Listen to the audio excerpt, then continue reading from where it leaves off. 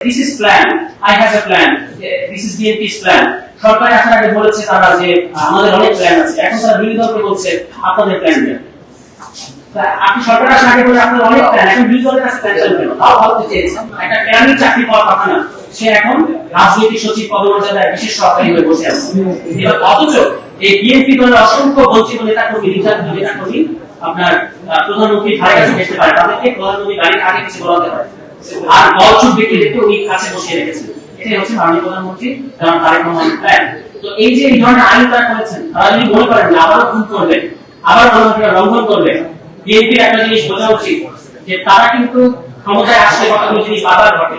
তারা ক্ষমতায় আসলে ক্যান্সার ঘটে, তারা ক্ষমতায় আসলে ফুলবাড়িয়া ঘটে, তারা ক্ষমতায় আসলে শনি ডাক্তার ঘটে। রানিং এমপি জনগণের ধাওয়া খেয়েছে, বিদ্যুৎ দিতে পারেন না, জ্বালানি দিতে পারেন না, এই কারণে সেই একই প্রবণতার উপর কিন্তু এখন আলামতগুলো পুরোপুরি ফিরে এসেছে।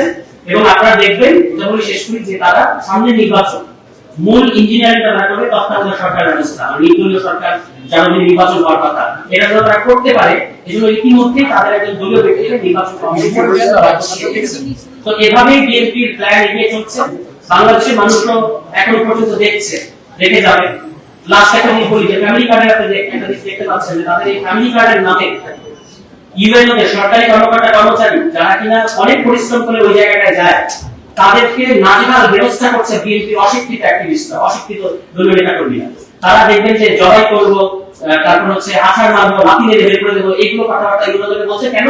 কারণ তাদের যে তালিকা, এই তালিকাগুলো যদি ইউএনওরা নিচ্ছেন না, যারা নিচ্ছেন না তাদের সাথে তারা এই ধরনের আচরণ করছেন, আছাড় মেরে তারা ইউএনওকে পদ থেকে বের করে দেবে।